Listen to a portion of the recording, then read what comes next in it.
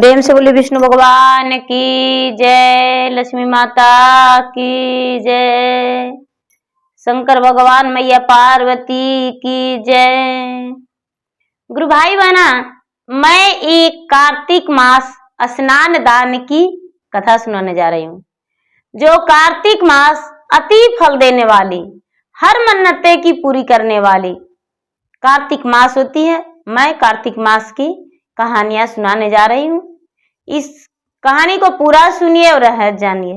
आधी नहीं, आधी सुनने में भगवान का अपमान होती है, पूरा सुनने में भगवान दया करते हैं, सुहाग की रक्षा करते हैं, पुत्र की लंबी आयु देते हैं और घर में धन की वृद्धि होती है, कलह से दूर हो जाते हैं, घर में सुख समृद्धि मिलती है।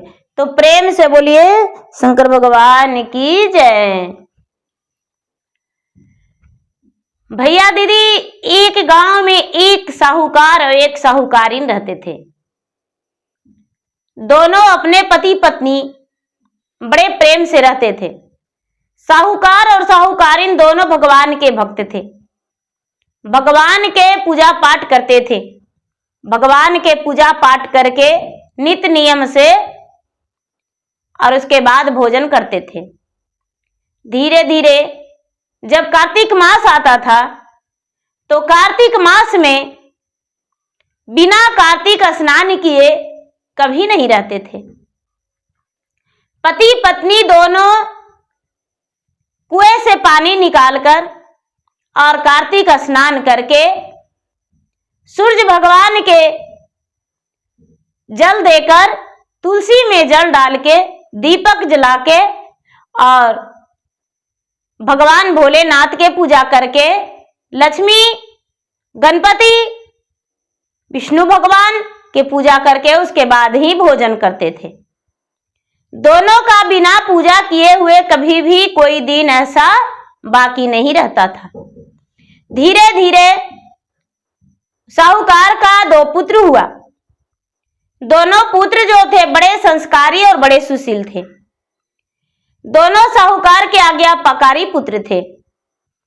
साहूकार अपने पुत्र से बड़े प्रसन्न थे, बड़े खुश थे।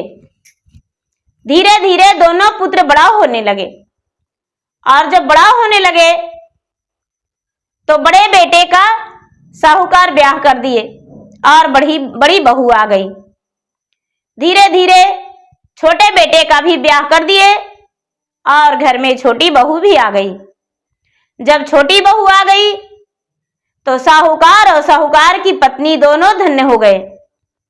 खुशी के मारे उनका तो फुली नहीं समा रहा था। उन्हें तो लग रहा था कि जीवन में इससे बड़ा कुछ नहीं।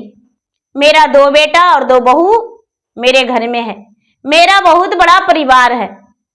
धीरे धीरे दोनों का संतान भी हो गया। दोनों का संतान हो गया और दोनों बेटा में बंटवारा हो गया। जब दोनों बेटा में बंटवारा हो गया तो साहूकार और साहूकारीन दोनों वृद्ध अवस्था हो गए। बड़ा बेटा और छोटा बेटा कोई भी अपने माता पिता को रखने को तैयार नहीं थे। कहने लगे कि इस वृद्ध को रख कर क्या करेंगे? क्या ये सोने का ढेर है या हीरे का मोटरिया? हम इसको नहीं रखेंगे। बड़ा बेटा भी इनकार कर गए, छोटा बेटा भी इनकार कर गए। धीरे धीरे समय बीतने लगा गुरु भाई, गुरु बहना, और साहूकारन का देहांत हो गया। साहूकारीन जो थी उसका देहांत हो गया। उसका चलते फिरते मौत हो गया। कोई प्रकार का कोई दुख नहीं हुआ। अब साहूकार अकेले रह गए और साहूकारीन के जाने पर उनका समय बिल्कुल अच्छा नहीं चल रहा था। बड़े कष्ट में थे। फिर भी उनको लगा कि आहा, मेरा पत्नी तो मेरे संग छोड़ गई। वो तो बड़े भाग्यशाली थी। सौभाग्यवती रहने का उसका सौभाग्य था। अखंड सौभाग्यवती रह के अपने 16 श्रृंगार में सजी हुई अपने डोलिया में बैठकर और सीधे स्वर्ग सिधार गई। हे भगवान, इस बार हम कार्तिक स्नान कर लेते तो अच्छा था। दोनों बहू, कभी बड़ी बहू कभी छोटी बहू, दोनों खाना दे दिया करते थे। साहूकार का भोजन अच्छे से चल रहा था। जब कार्तिक मास आने वाला था तो साहूकार बोले अपने बड़ी बहू से, अरे बेटा, मैं तुमसे कुछ कहना चाहता हूं, क्या अपने बात तुम्हारे पास रखूं? साहूकार का बड़ी बहू बोली, तो बोलिए पिताजी, क्या बात है? पैसा के जरूरी है क्या? यदि पैसे के जरूरी रहेगा तो मेरे पास ना ही मुंह खोलिए तो अच्छा रहेगा, बाकी दूसरी बातें आप रख सकते हैं। साहूकार बोले, नहीं बेटी, पैसे का जरूरत नहीं है, बस कोई और बात है। बड़ी बहू बोली, तो बेझिझक आप मुझे कह सकते हैं। साहूकार बोले, बेटी, 2 से 3 दिन में कार्तिक मास आने वाला है, क्या मुझे कार्तिक मास स्नान करवा दोगी? बड़ी बहू बोली, पिताजी, सबसे पहले ये बतलाइए कार्तिक मास में मुझे क्या करना होगा? साहूकार बोले, देखो बेटी, जब तुम्हारा सास रहती थी तब तो मुझे किसी चीज का चिंता नहीं था। वो तो देखती थी कि खुदे वो कार्तिक मास स्नान करती थी और पूजा पाठ किया करती थी। तो देखो, सुबह में मुझे प्रातः काल में ब्रह्म मुहूर्त में एक दतवन दे देना, और जब दतवन देना तो हम दतवन कर लेंगे, और तू मुझे कुएं से पानी निकालकर 5 बाल्टी पानी देना, और 5 बाल्टी पानी से हम स्नान करेंगे। उसके बाद मेरा पूजा का थाल सजा देना और मेरा कपड़ा धोकर सुखा देना।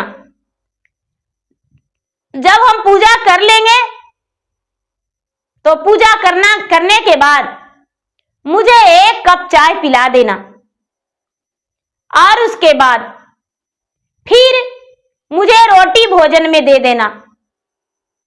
सुबह और शाम दोनों वक्त मुझे रोटी देना, और शाम को भी 1 कप चाय दे देना। पूरे कार्तिक मास बस यही इतना करना है और कुछ नहीं। साहूकार की बड़ी बहू बोली, मैं ये सब करने वाला नहीं हूं, नहीं तो मैं कोई पूजा पाठ करने वाला हूं, और नहीं तो आपको कुएं से पानी निकाल कर देने वाला हूं, और नहीं तो आपका सड़ा हुआ धोती धोने वाला हूं, और ना ही तो मैं आपको चाय और भोजन आपको देने वाला हूं। आप भला कहां ठहरे विष्णोमा? आप नहीं लहसुन, नहीं प्याज, नहीं कोई तामसी भोजन करेंगे, शुद्ध शाकाहारी भोजन करेंगे। उसमें भी सिर्फ दोनों टाइम रोटी खाएंगे और मुझे बनाना पड़ेगा, और दोनों टाइम आपका चाय मुझसे पार नहीं लगेगा, हम नहीं देंगे। जाके छोटी वाली बहू से कहिए, वो भी तो आपका ही बहू है। साहूकार छोटी बहू के पास गए और छोटी बहू के पास बैठकर कहने लगे, बेटी, मैं तुम्हारे पास कोई प्रस्ताव लेकर आया हूं, क्या तू मेरा बात मानेगी? छोटी बहू बोली, पिताजी, आप बेझिझक मुझसे कह सकते हैं, आप क्या कहना चाहते हैं, आप मुझसे बताइए। साहूकार बोले, बेटी, जब तुम्हारी सास थी तो मैं तो किसी से कुछ नहीं बोला, लेकिन आज मैं तुमसे कुछ मदद मांगने आया हूं। छोटी बहू बोली, पिताजी, मैं उम्र भर आपकी सेवा करने के लिए तैयार हूं, और क्या कहूं। ठीक है बेटी, तो क्या मुझे कार्तिक मास स्नान करवा देगी? छोटी बहू बोली, पिताजी, सबसे पहले बताइए कार्तिक स्नान कैसे करवाया जाता है? साहूकार बोले, बेटी, सबसे पहले जब हम सुबह उठेंगे तो मुझे 1 दतवन दे देना, और उसके बाद दतवन कर लेने के बाद कुएं से 5 बाल्टी पानी निकाल देना। हम स्नान कर लेंगे और स्नान कर लेने के बाद मेरा कपड़ा धो देना और कपड़ा धोकर उसे सुखा देना। मेरा पूजा के थाल सजा देना। उसके बाद जब पूजा कर लेंगे, हम कथा सुन लेंगे हम भगवान हरि का, उसके बाद मुझे 1 कप चाय पिला देना और फिर दोनों टाइम मुझे रोटी बनाकर दे देना। शाम में भी चाय पिला देना। क्या ऐसा कर पाएगी?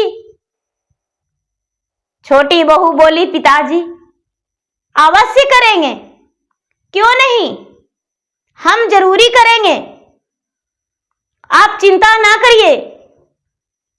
भला बेटियां बहुआ किस लिए रहती है? माता पिता को सेवा करना मेरा धर्म है।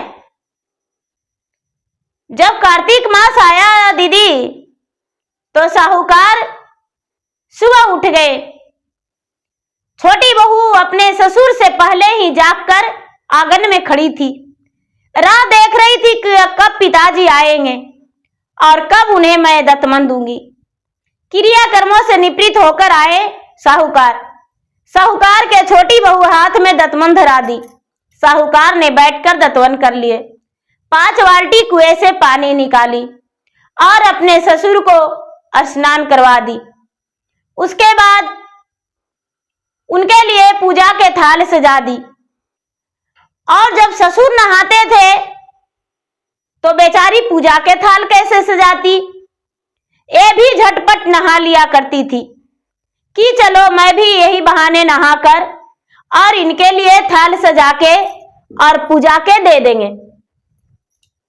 झट से उनका कपड़ा धोकर और ये भी 2 बाल्टी उझल के और पूजा के थाल सजा के तुलसी में भी दीपक जला देती थी छोटी बहू भी, और तुलसी में जल डाल देती थी। सुबह हुआ जब वो पूजा पाठ से करके और बैठते थे तो ये झटपट चाय बनाकर और उन्हें दे दिया करती थी। चाय पीकर और भरमू का आशीर्वाद देते थे, फिर भोजन ले जाके देती थी। कपड़ा जो अपने ससुर का धोती थी और गारती थी और गार के टंगने पर रखती थी रस्सी पर, तो उसमें से बूंद बूंद पानी गिरता था। गार देने के बाद वो पानी जो था, पानी में से हीरा मोतिये बिखरता था, गिरता था नीचे। छोटी बहू के समझ में नहीं आता था और वो झाड़ू से बाढ़कर एक कोने में ढेर लगा दिया करती थी। पूरे मास अपने ससुर को स्नान करवाई। स्नान करवाकर और उसी तरह कपड़ा गार के धर देती थी। उसमें से बूंद बूंद पानी जो गिरता था, पानी में से हीरा और मोतियों का ढेर लग जाता था। झाड़ू से एक तरफ कर देती थी, इसे लगता था कोई पत्थर है। जब पूरा महीना हो गया, कार्तिक का पूर्णिमा आ गया, तो जब कार्तिक का पूर्णिमा आ गया तो साहूकार कहने लगे, बेटी जब तुम्हारी सास बचती थी तो 5 ब्राह्मण का भोजन कराती थी और 5 ब्राह्मण को दान दिया करती थी, और मेरा भी समय अंतिम आ गया है। मैं चाहता हूं कि 5 ब्राह्मण को दान देकर उन्हें वस्त्र भी दान करूं और अन्न भी दान करूं, कुछ रुपए भी दूं। साहूकार के छोटी बहू बोली, पिताजी चिंता मत कीजिए, मैं तो पहले से ला रखी हूं उनके लिए वस्त्र, अन्न और कुछ रुपए का व्यवस्था कर दिया हूं। और ऐसा करके भोजन बनाने लगी। साहूकार जो थे खेत पे चले गए और जाके चिड़िया चुड़गू को उड़ाने लगे। खेत में कुछ फसलें लगा हुआ था, धान फसल लगा हुआ था, और जो साहूकार थे वो चिड़िया चुड़गू को उड़ाने चले गए।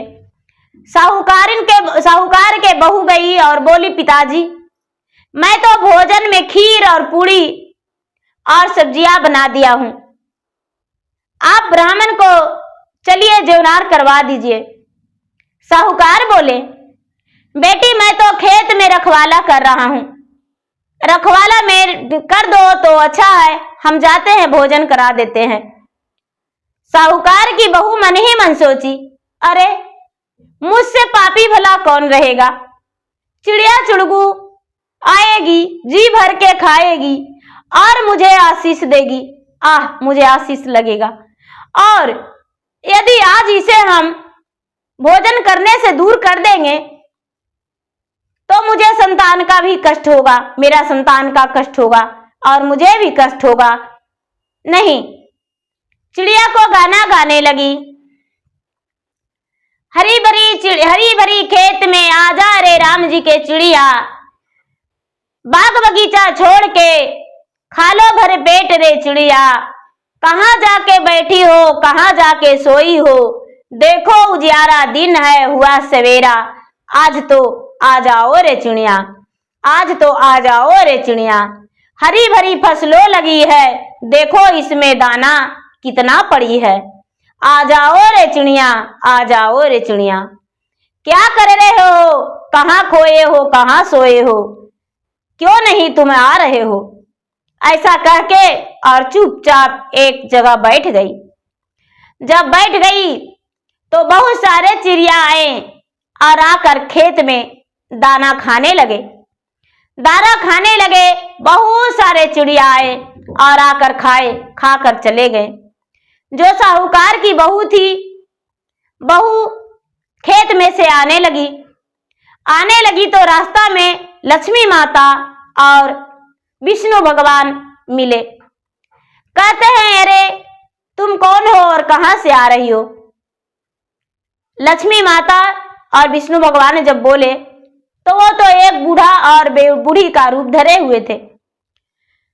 कहती है साहूकार की छोटी बहू, बाबा मैं तो खेत में अपने चिड़िया को बुला बुला कर दाना चराने गई थी, बहुत सारे चिड़िया को बुलाया और मैं अपने खेतों में उसको दाना खिलाया, मैं दाना खिलाकर आ रहा हूं।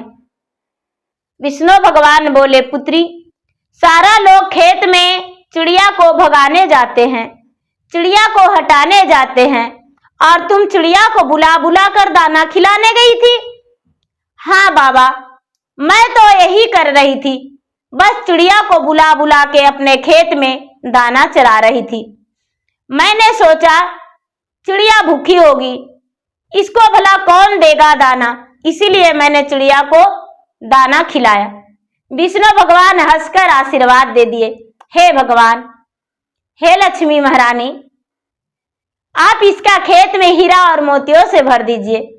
लक्ष्मी महारानी बोले, महाराज आपकी बात सलाखों ऊपर, भला इसमें देर क्या, मैं इसके खेत में हीरा और मोतियों से भर देंगे, इसके घर में अन्न धन से भर देंगे, इसके घर में उजियाला छा जाएगा, कोई तरह के कोई दुख नहीं होगा, इसके गोद में संतान खेलेंगे, घर में इसके अन्न धन भरे रहेंगे, इसका सुहाग का लंबा आयु होगा।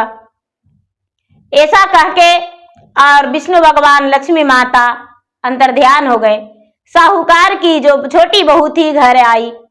जब घर आई तो साहूकार पूरे दिन उपवास थे, शाम का समय था। साहूकार की बहू प्रतिदिन की तरह शाम के समय में तुलसी में दीपक जलाई और एक दीपक अपने ससुर के दी कि पिताजी दीपक जला दीजिए। उसके ससुर दीपक जलाए। शाम में कुछ फलहरियां उन्हें काट कर दी और कुछ फलहरिया का भोजन किए। सवेरा हुआ तो आंगन में जो ढेर था हीरा और मोतियों से भरा, जो धोती में से गिरता था, वो चमचम चमकने लगा। साहूकार बोले, बेटी आंगन में ये ढेर लगा दी हो, ये तो हीरा और मोतियों से चमक रहा है। छोटी बहू बोली, पिताजी आपके धोती में से गिरता था। अरे मेरा धोती में से गिरता था, इसे संभाल कर रखो। बड़ी बहू देखी तो ये सब भौचक्के रह गई। अरे इसका धोती में से इतना सोना चांदी हीरा मोती गिरता था, ये तो अब बहुत बड़ा आदमी हो गया, अमीर हो गया। खेत में जाकर देखा तो खेत में हीरा और मोतियों से भरा था। अब साहूकार के छोटे बेटे का अन्न धन से कमी नहीं रहा, पूरे घर में भंडार भर गया। अब इसके भगवान के कृपा से, विष्णु भगवान के कृपा से, शंकर भगवान के कृपा से छोटी बहू भी पुत्रवान हो गई, धनवान हो गई और उसके सुहाग का लंबा आयु हो गया। सारा लोग कहने लगे कि देखो साहूकार बड़े पुण्यवानी हैं, मैं तो जब से देख रहा हूं पूजा पाठ वो करते आ रहे हैं। देखो वो पूजा पाठ किए तो देखो उनके घर में, छोटे भाई के घर में अन्न धन भर गया और तुम धीरे धीरे बिल्कुल एकदम गरीब हो गए हो। ऐसा करो, अपने पिता से बोलो और पिता के कह के अपने तरफ लाकर और स्नान करवाओ और उनके नियम अनुसार, कहे अनुसार सुनो, तुम्हारे घर में भी धन भर जाएगा। धीरे धीरे समय बीता। जब आसीन 2-4 दिन रहा तो छोटी बहू के तरफ साहूकार थे, बड़ी बहू आई और बोली, पिताजी आप मेरे घर चलिए, मेरे तरफ रहिए और कार्तिक स्नान कीजिए। साहूकार बोले, बेटी मेरा हाथ पांव में ताकत नहीं, चलने का ताकत नहीं, अब तो लगता है मेरा अंतिम समय आ गया है, अब तो मैं नहीं चल पाता हूं, नहीं तो बोल पाता हूं सही से, मैं पूजा भी नहीं कर सकता हूं, कैसे पूरे स्नान कार्तिक भर कर सकते हैं और मुझसे नहीं होगा।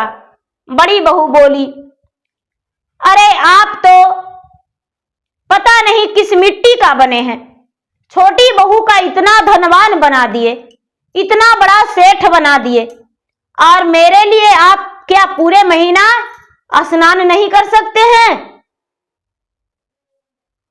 हे भगवान, कैसा दूर रंग वाले मेरे ससुर हैं, जरा गांव वाले इंसाफ करो। गांव वाले 10-20 लोग जुट गए और कहने लगे, अरे भाई इनका चलने का समर्थ भी तो, बेचारा असमर्थ हो गए हैं चलने फिरने से, चलने का भी तो ताकत नहीं है, अरे इन्हें मत कुछ बोलो। लेकिन कुछ लोग बोले, नहीं नहीं, अपने तरफ ले जाइए और इनको स्नान करवाइए। क्यों नहीं स्नान करेंगे बड़ी बहू के पास, बड़े बेटे के पास? उनको घर भी सोना चांदी हीरा मोती से भर जाएगा, आप जबरदस्ती ले जाइए। साहूकार सबके कहने पर क्रोधित मन से, कांपते हुए शरीर बोले, ठीक है तुम्हारे घर भी चलकर और स्नान कर लेंगे, ठीक है। बड़ी बहू के पास बड़े बेटे की तरफ साहूकार चले गए और जाकर स्नान करने लगे। सुबह होता था तो एक दतवन दे दिया करती थी और बाल्टी से पानी निकाल के देती थी स्नान करने के लिए, और जो धोती था वो धोती में से पानी नहीं गारती थी। उसको लगता था कि अरे धोती में से जितना पानी गिरेगा उतना सोना चांदी हीरा मोती जवरात का ढेर लग जाएगा, और निकाल के चुपचाप ऐसे धर देती थी। जब धर देती थी तो नीचे पूरा कीचड़ हो जाता था, पानी गिरते गिरते कीचड़ हो जाता था। और समय से भोजन भी दे दिया करती थी। मन ही मन उसे लगता था कि कब 1 मास पूरा हो जाए, मुझे बड़ी सवेरे जागना पड़ता है। ओह, स्नान नहीं करती थी, दिया बाती सजा के और पूजा करने के लिए दे दिया करती थी। जैसे रहती थी वैसे पूजा का सामग्री छू दिया करती थी। जब 1 मास हुआ तो साहूकार बोले, बेटी पूर्णिमा का दिन है, 5 ब्राह्मण का भोजन बना देना और भोजन करवाएंगे। हम जाते हैं खेत पे फसल अगोरने। साहूकार चले गए खेत पे फसल के अगोरी करने, और साहूकार की बड़ी बहू भोजन बनाने लगी। भोजन बना के रखी और खेत पे कहने गई, पिताजी भोजन बना दिए हैं, आप ब्राह्मण को जमा दीजिए, हम खेत में अगोरी कर देते हैं। साहूकार घर आए और ब्राह्मण को जमाने लगे। जब ब्राह्मण को जमाने लगे तो वहां साहूकार की बड़ी बहू एक चिड़िया आई तो एक पत्थर उठा के मारी, चिड़िया का टांगे टूट गया, चिड़िया नीचे जमीन पे गिर गई। हाय रे हाय बोली, हाय रे हाय, हाय रे मेरा बच्चा, आज मेरा पुत्र भूखा मर जाएगा। हाय रे हाय, एक कैसी निर्दयी है, मुझे टांगों पे मार दी, मेरा टांगे टूट गया। हाय रे हाय, मेरा मुंह में दाना था, नीचे गिर गया, अब तो मैं जमीन पे गिरी हूं। हे भगवान, इसके खेत में कोई मत आना, मेरे जैसा बुरा हाल होगा, टांगे टूट जाएगा, बच्चे बिखर जाएंगे, भूखे मर जाएगा। जितना पक्षी जो थी सभी मुंह फेर कर और लौट आई, कोई भी उसके खेत में दाना चुगने नहीं गई। साहूकार की बड़ी बहू बड़ी खुश हुई, अरे मैं तो पक्षी को मार गिराया, उसका टांगे टूट गया, अब तो हाय हाय करके वो प्राण भी निकाल चुकी होगी। शाम हुआ तो अपना घर लौटने लगी। रास्ते में विष्णु भगवान और लक्ष्मी माता मिले, पूछने लगे, अरे कहाँ गई थी?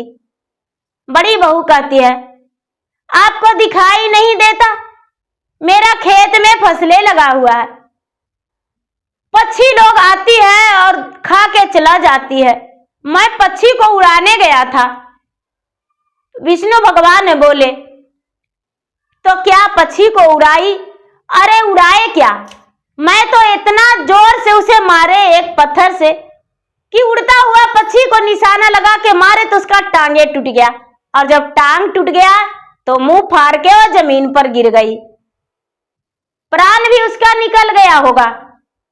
लक्ष्मी माता, हाय ये कैसी स्त्री है, आज कार्तिक पूर्णिमा के दिन किसी को हत्या कर दी। हे भगवान, कैसी है? विष्णु भगवान बोले, हे लक्ष्मी, इसका घर में कभी बास मत लीजिएगा, ये तो बेजुबानों को मार कर गिरा दी।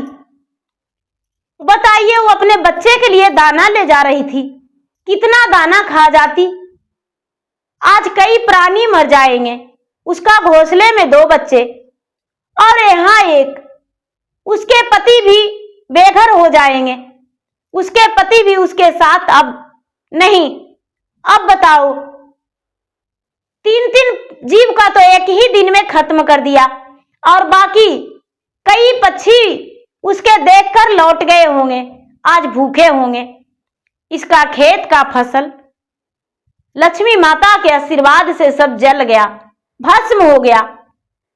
घर में जो था, घर में और धन धान्य कम गया। साहूकार के बहू घर आई, घर में अपने ससुर को बोली, पिताजी आज तो आपका कार्तिक माह पूरा हो गया स्नान। हाँ पुत्री, मेरा पूरा हो गया। हाँ बेटी, मेरा पूरा हो गया। अच्छा है पिताजी, ठीक है, कोई बात नहीं, शाम में आप क्या खाएंगे? बेटी फलानियां मंगा देना। ठीक है, मंगा देंगे। कुछ फल मंगवा दी बड़ी बहू और शाम को खिला दी। सवेरा हुआ तो कीचड़ ही कीचड़ आंगन में था।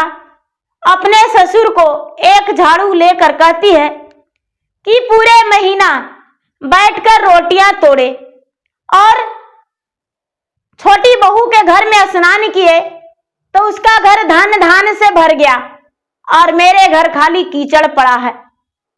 उसका खेत में हीरा मोतिया लहरा रहा था, और मेरा तो फसल जो उगा हुआ था वो भी जल गया। अब बताओ मैं क्या करूं? साहूकार जो थे अपने बहू से बोले, बेटी कोई काम निस्वार्थ किया जाता है, कोई स्वार्थ में नहीं। मैं तो पहले ही तुम्हें बोला था बेटी कार्तिक स्नान करा दो, तो तूने बोली कार्तिक स्नान नहीं करवाएंगे। मैंने छोटी बहू के पास गया और छोटी बहू से बोला। छोटी बहू ने नित्य नियम से स्नान करके खुद से और मेरा पूजा का थाल सजाती थी, और खुद के भी तुलसी में जल डालती थी और दीप जलाती थी, और मैं भी उसके साथ कर लिया करता था। हाथ पकड़ के लाकर और मुझे बिस्तर पे बैठा के और चादर उड़ाती थी, और तूने जैसे रहती थी वैसा ही मेरा पूजा का थाल सजा दिया करती थी। तुम्हारे मन में यही चलता था कि हीरा मोतियों का ढेर कब लगेगा। उसका मन में कुछ भी ऐसा ख्याल नहीं था। भगवान विष्णु और माता लक्ष्मी, राय दामोदर उसके घर में अनधन भर दिए। इसमें मेरा मुझे कुछ मत कहो, मेरा कोई कहना नहीं। मैं किसी के लिए कुछ नहीं मांगा। ये भगवान का लीला, ये सब धन्यवाद दिए हैं भगवान। ऐसा कह के और साहूकार ने छोटे बेटे के तरफ चले गए। छोटे बेटे और छोटी बहू बड़ी बेसब्री से इंतजार कर रहे थे, मेरे पिताजी मेरे घर कब आएंगे, मेरे तरफ कब आएंगे। उधर गए तो फिर से खातिरदारी उन्होंने किया, और बड़े बेटा और बड़ी बहू बार बार यही कहती, आया मुफ्त की रोटियां 1 महीना तोड़ा और मेरे तरफ तो खाली कीचड़ भर के चला गया, और उधर तो सोना हीरा मोतियों का ढेर लग गया।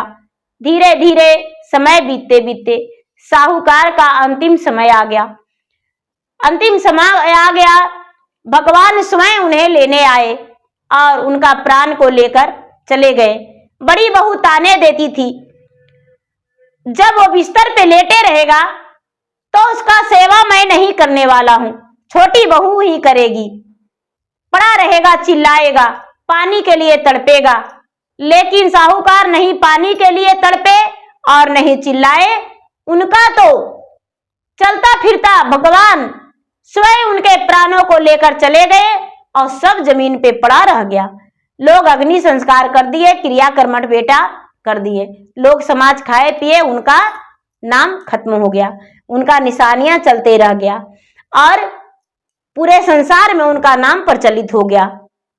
तो दीदी भैया जो भी कार्तिक स्नान करते हैं नियम धर्म से कीजिए, और मन में कोई लालच नहीं और कोई क्रोध नहीं, किसी पे निस्वार्थ किसी चीज को पालन करना चाहिए। तो देखिए साहूकार कितना निस्वार्थ किए। तो हे भगवान, जैसे आप ज्ञान छोटी बहू को दिए और छोटी बहू ने अपने ससुर को सेवा की, कार्तिक स्नान करवाई, और लक्ष्मी माता विष्णु भगवान उसके घर में विराजमान हो गए और कोने कोन भर दिए। हे लक्ष्मी माता, हे विष्णु भगवान, जो भी कार्तिक मास स्नान करते हैं, कथा पढ़ते हैं, सुनते हैं, दूसरों को सुनाते हैं, उसे घर में कोने कोन विराजमान हो जाइए और उसका अन्न धन से घर भर दीजिए, घर में उसका सब कुछ दे दीजिए, सुहागवती रहने का आशीर्वाद दीजिए, पुत्रवती रहने का आशीर्वाद दीजिए। तो भैया दीदी मेरा वीडियो अच्छा लगे तो मेरा वीडियो का लाइक करें, शेयर करें, चैनल पर यदि नए हैं तो चैनल का सब्सक्राइब करें, बेल आइकन घंटी को दबाएं, जो कि मेरा वीडियो का नोटिफिकेशन सबसे पहले आपके पास जाए और आप मेरा वीडियो को सुन सके, देख सके। और कमेंट बॉक्स में जय माता दी, हर हर महादेव, जय लक्ष्मी माता जरूर लिखें, जिसमें मैं आपके नाम के भगवान के शरण में हाजिरी लगा के और आपके लिए भगवान से दया मांगू, जिसमें आपका जीवन सुखी बीते। प्रेम से बोले विष्णु भगवान की जय।